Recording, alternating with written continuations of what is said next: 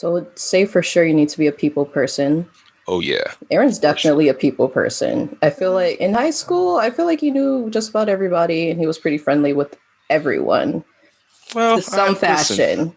I I'm just giving you credit here. Just you're take it and giving keep me too going. Just much. keep going.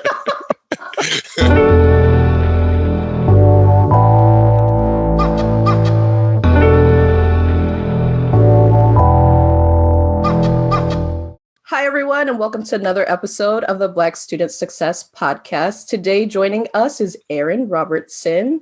Thank you so much for joining us today. Thank you for having me. No, it'll be fun. Thanks for the invite. Yeah, of course. So, the first question we like to ask all of our guests is to basically describe yourself. So, this is your moment to boast. Who is Aaron Robertson? Well, again, thank you for having me. I am a fan of the podcast. You've had some really cool guests, so hopefully I can live up to the standards that they have already set. But I'm always impressed by people who can pick up a passion project aside, and I know you have a day job, so thanks for having me. But who is Aaron? So I am a procurement professional, born and raised here in Chicago. Been in Chicago pretty much my entire life. I did go to Michigan State for undergrad, so there were a few years that I didn't live in Chicago, and then I lived in a suburb of Seattle with one of my companies, and I'll talk about that a little bit later. But aside from living in Seattle that one year and doing undergrad in Michigan, I've been in Chicago my entire life. I went to a school called St. James Elementary, which was on 26th and Wabash. It's no longer there, which makes me very sad. But it was there that I was introduced to a scholarship program called HFS, Holy Family Scholars. And pretty much through them and some other smaller scholarships, I was able to attend St. Ignatius, where I met you, several years ago. We're not And, aging ourselves. We yeah, have to say this every time. It was the met, other year. yeah, met a bunch of lifelong friends, now family, guys whose, weddings I stood in, guys who were in my wedding, and we've got another one coming up later this year that got postponed because of COVID. So a lot of friends, a lot of family met at Ignatius. From Ignatius, I went on to Michigan State for undergrad, where I studied business. Met my future wife there. So that's the one thing that makes me feel better about all the student loans I had to take out. Well, I met my wife, and so that makes it a little bit better. But first couple summers at Michigan State, I would come back to Chicago and caddy, and that's how I would kind of make my money. Going back throughout the semesters. And then the last couple semesters, I was able to land an internship with BP. And finishing up my senior year summer, I got a full-time offer to work with BP, after I graduated. So I didn't have to go through the stresses of, interviewing and going to career fairs and ripping and running and trying to figure out what I'm going to do after I graduated. So I was able to kind of coast into into graduation. So yeah, no, I started working with BP full time in 2012. I was in a 3-year rotational program. They called it the Challenger program, but it was for recent college graduates who had expressed a desire to work in procurement, and they, put you in 3 1-year rotations, bounce you around from site to site to see what you're good at, what you're not so good at. They give you these procurement competencies to meet, and at the end of each year, you would give a presentation to senior leadership to kind of show them that you've met these competencies. So the idea behind that program is like after those 3 years, you look back and you're placed somewhere long term. One of those rotations was in Seattle. So 2 of the rotations was in Chicago, 1 was in Seattle. And the one place that had an opening and that wanted me was in Seattle. And at that time, I was like, I'm not going to Seattle to live long term. Like I can do anything for a year, which which is, what I did, and I enjoyed it. But so yeah, no, and I had just gotten engaged to my wife, and I was like, her family's here, my family's here. Why? Why do I'm not picking up and going to Seattle. So that's how I kind of landed at a company called Nielsen, which is a market research company. They monitor what consumers buy and watch. If you've ever heard of like the Nielsen ratings, or like after a big event like the Super Bowl, they'll come out and say X amount of people watch the Super Bowl. That's Nielsen. That's tracking those views. And they also have a buy division that tracks in-store purchases and things like that. So I was with Nielsen, so with BP for 3 years, with Nielsen for another 3 years. Kind of saw an opportunity to get more exposure and with the current company that I'm at. So I ended up leaving Nielsen and going to Constellation Brands, where I am today. Constellation is a global marketer and manufacturer of beer, wine, and spirits. So some of our major beer brands are Corona, Modelo, Pacifico is another big beer brand. On the wine side, we've got Kim Crawford, Meiomi, Robert Mondavi. And then on the spirit side, we've got some you may or may not have heard of: Svetka Vodka, Casa Noble Tequila, High West Whiskey. And I've been here for 3 years, been doing a lot of cool things. And we can talk about what I'm doing a little bit later, but a lot of cool things about supplier diversity, which I can get into if you want to. But yeah, that's my professional life. And then on the personal side, got married in 2015 to my wonderful wife, Brittany. We had our first kid, our only kid, in 2019. She'll be 2 at the end of this month. And yeah, so I'm a procurement professional. I'm a husband and father and son and brother and all that good stuff. Their family's adorable, you guys. And you just take my word for it. And their daughter is so cute. Oh, thank you so much. Yeah, for sure. All right. So let's take it back a little bit. Not everyone's family dynamic looks the same. Not everyone grows up in a 2-family household. I grew up with a single mother who worked 2 jobs often to put us through private school, 2 kids. And so I'm just curious to know how your childhood dynamic looked like and what support you had to get you through all parts of your schooling. Yeah, no, the way you just set that question up sounds eerily similar to my upbringing. So I got a ton of support from extended family, from friends who turned into family, but within my household, it was my mom, my brother, and me. So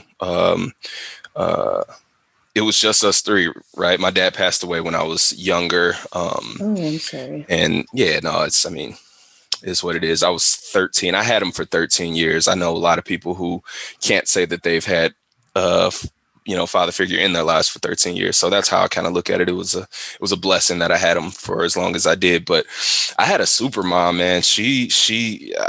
I give props to her all the time. I don't know how she raised 2 Black boys in Chicago in the 90s, and both have us grow up to be somewhat productive members of society. So kind of similar story. My mom worked 2 jobs. And I'm not talking, 2 part-time jobs. She had 1 career and 1 side job. So she was with Chicago Stock Exchange for 27 years and, working 40, 45 hours a week, and then working another 15, 20 hours a week at a, department store. And there were several years where she would do that just to, help us with our extracurricular activities, to make extra money for, jerseys if we were playing football or basketball. So she was a hustler, and she still helps me to this day, especially with COVID. She comes over twice a week to help me and my wife kind of get away to get some of our own work done because we're working from home remotely and have been since March. So I had a super mom and still have a super mom, and she always pushed us to be our best. And that's kind of how it was. It was us 3 in the household, and she didn't have to work two jobs so much once my brother and I kind of hit our teenage years because we started working. But for those younger years, it was a grind for her, and I'm forever grateful that I had her to Oh kind of my help us out. gosh. She's a super mom. She Yeah, really is. I had no idea that you had a single mom as Hmm. well in high school. Yeah, it's tough. I mean, sending your kids to two kids to private school on your own, right, in Chicago, and just trying to keep them steady and on the right track, and making sure they're academically challenged Yeah. that's tough. So kudos to her. That's awesome. Yeah, and you really don't see it until we grew up and became parents, and now it's Hmm. like daycare costs how much? Like you. Excuse me. Oh yes, So, in Chicago. Let's talk about that. man, Chicago. When we were in Los Angeles, that was very expensive. That was ridiculous. But was it? here is still pretty bad. It's come on, come Yeah, on. that was the one thing. So when we got sent home in March, and still are home, so we stopped having to pay daycare. So we were like, we got we have some Some discretionary extra income. money. Okay. So on one hand, we were like, all right, it's a headache chasing this toddler around the house. But then on the other hand, it's like, all right, we can put a little bit more for saving. So yeah, I Hmm. know it is tough. Daycare is sometimes I feel like I got into the wrong business. Like I should have owned a string of daycares or something. Hey, they make a lot of money. You might want Yeah, to look into it. You can open up not too a. late to make a career change. Why not? All right, perfect. So, I'm curious, how did you know you wanted to get into supply chain management? Um, I'm just, I just want to know for myself Hmm. because when we grow up, for the most part, what we hear is you could become a doctor, a lawyer, or a teacher. How did you even know that this was a major that you were interested in and that you would be good at? Yeah, good question. The real answer is I didn't. There was no Perfect. real visionary foresight into saying, hey, I want to go into supply chain management. But what I did know is I wanted to be in business. I knew I wanted to do something in business. I had a business mind, and I feel like I always have had one, and kind of talked about it. I grew up, I would consider it lower middle class. And I knew I didn't want that. I knew I didn't want to be financially um, insecure. So, going to Michigan State, and then going to career fairs, business related career fairs, I would see these employers that really only wanted to talk to a bunch of supply chain management majors, and did some digging, did some looking into it. And it turns out that at that time, Michigan State had the number one supply chain management program, and that companies across the country would kind of fly in for the career fairs to talk to kids in this major. So I was like, all right, this is something that I want to look into. And it kind of worked out that it kind of became a passion of mine. I always am jealous of the people who know what their passions are and are able to, go after it and do that. This one I kind of lucked up into.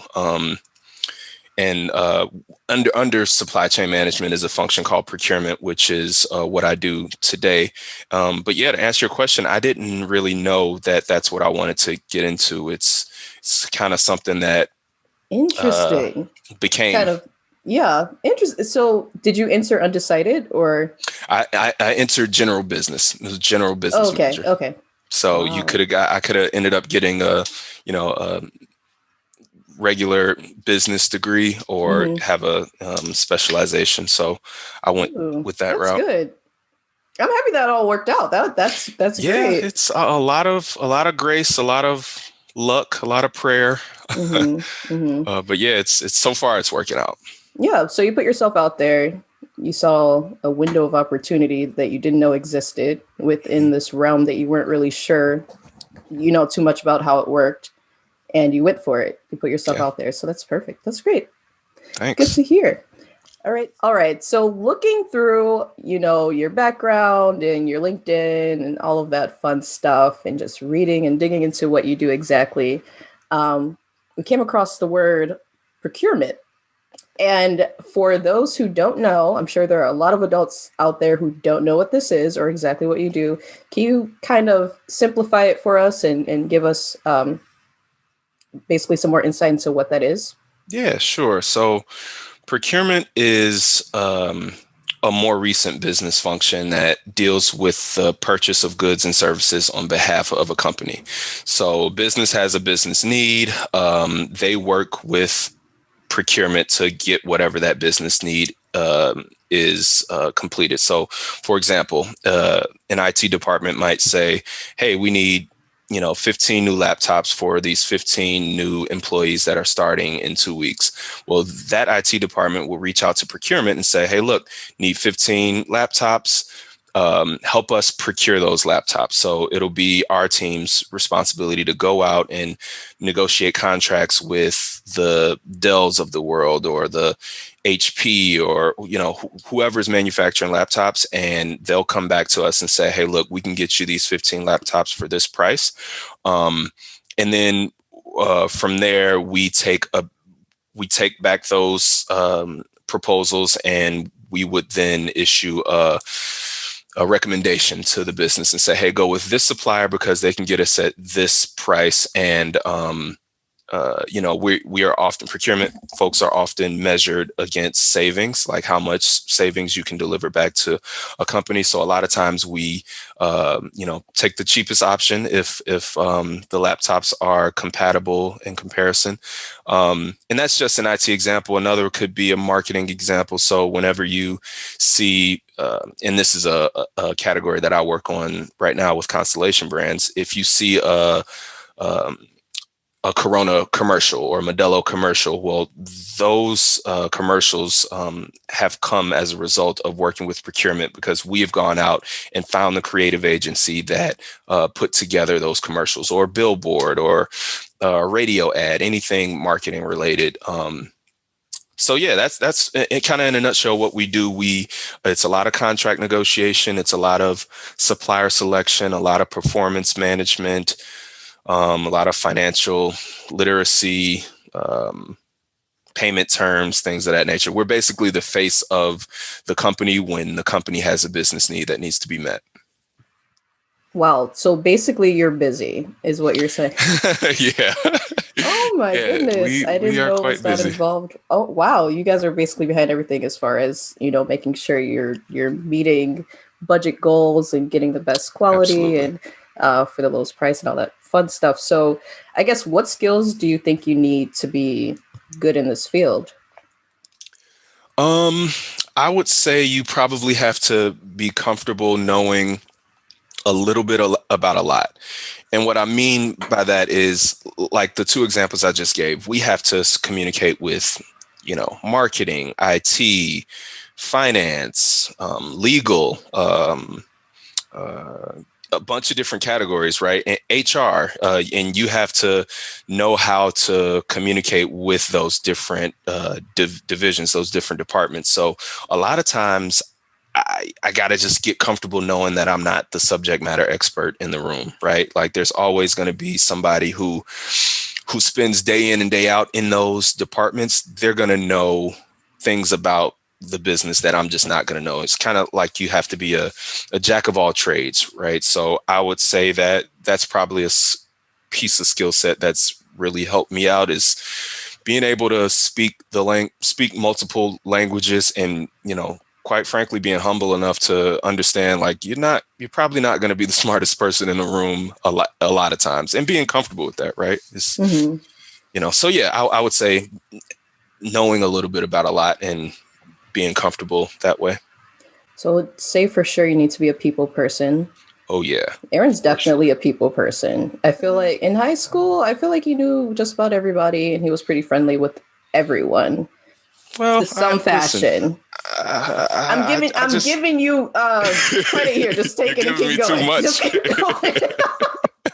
Keep going. Thank you. I appreciate that, Yeah. though. No, but it seems like you need to be, like a people person, get along with people here and there, build rapport to a point. I mean, do you You work got with it. the same people over and over? Do you Yeah, find that? so it Okay. depends. A lot of times you can have a specific category. So yeah, you will work with the same people, but I've worked with companies that I've got people who I've never heard of in my inbox saying, hey, I need this pipe. So for example, with BP, I was literally working inside of a refinery. So I was ordering pipes, pumps, fittings, like valves, tangible items. Mm-hmm. And I would have people across the country emailing me saying, hey, I need this SKU, I need this product.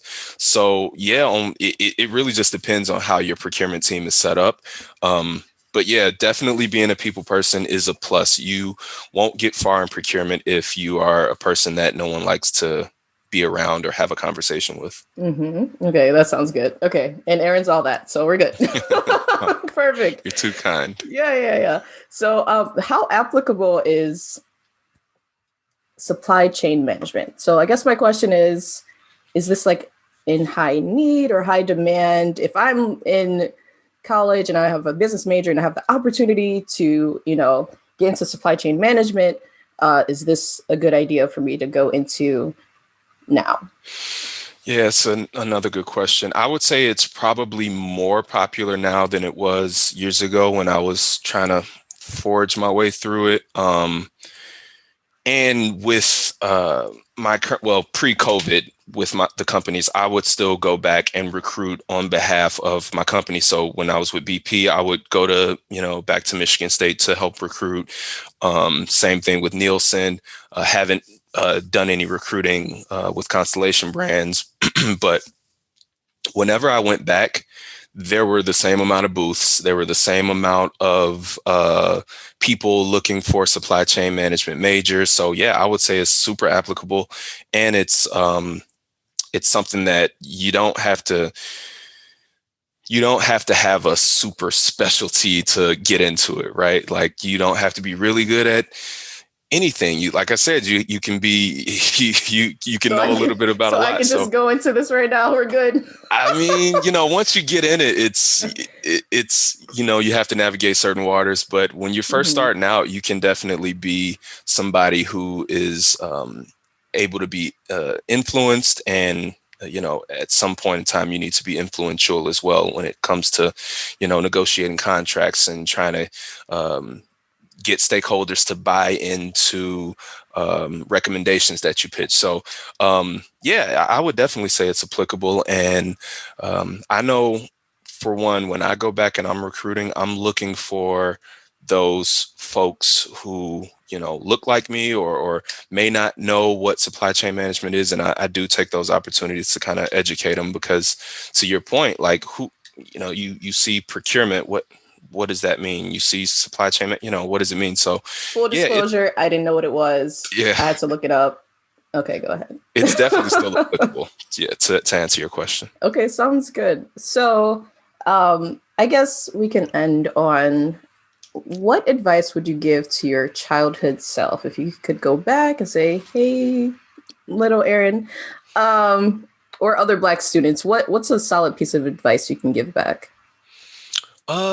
Yeah, I would say for me specifically, relax. I worried a lot about what I was going to do after graduation, and I kind of was worried about, oh, what's going to happen if I got to go back home and I got to sleep on my mom's couch, or what's going to happen if I get a job that's, it's not paying me enough to cover rent. Like I would just say, hey, relax. Like even if you do have to go back to and stay on your mom's couch, you got a house to go back to. So it's not going to be that bad, right? So I would say to myself, just relax, because I found myself getting anxious about things that weren't very important. But for other students, I would say be very strategic about how you choose to take out student loans, if you choose to take out student loans.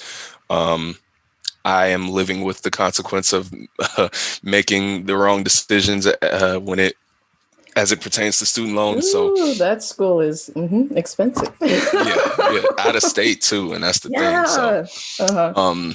I would say be smart about how you pay for college. And then the last thing, and this is more kind of advice for me right now, and something that I'm just now learning, is look out for imposter syndrome. A lot of times when you make it out of when I made it out of a situation where I've seen others didn't make it out of, right? Like I kind of started feeling guilty, like why me, you know? And I started to kind of doubt my skills and doubt my talents or accomplishments. And I would say things in my head like, "Oh, you're just lucky." And part of it, I'll admit, there was a lot of luck, but in order to be successful, you have to uh, that luck has to be met with hard work, right? You're not just going to be lucky and then you're a successful person. So I would say look out for that imposter syndrome. It's real, but you don't have any reason to doubt your skills or your accomplishments because you earned it. Like nothing is given. Um, so yes, for those kids who may come from inner cities, come from, your Chicagos of the world, and you start to see people that you once saw as your friends and they're not as successful or where they want it to be, don't take that out on yourself. If your success is a result of hard work that you put together. And if you were met with a little luck, there's nothing wrong with that. Everybody who's successful had some help. So don't beat yourself up about that. Yeah, I think that's solid advice for sure. So, for a fun question, let's see, which one should I ask? What's an embarrassing thing that happened to you during school? Oh, during school. So I got a college one. So I'm a first generation college student. It was embarrassing at the time, but I love it now. But so at my graduation, my mom first generation college graduate. My mom,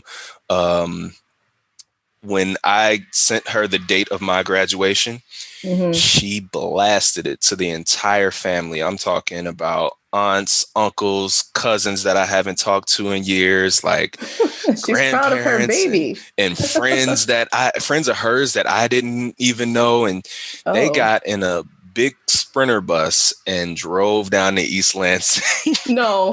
Oh my gosh. Why? Oh my gosh, I'm embarrassed for you. It was hilarious, but like looking back at it now, like looking at pictures and looking at like younger cousins that are in those pictures and they're now going off to college, like it's great now and it's super sweet. And I get why she, I mean, even now, my daughter is 2 years old. If she strings a sentence together, I'm like singing her praises, like she's the greatest in the world, so I get it now.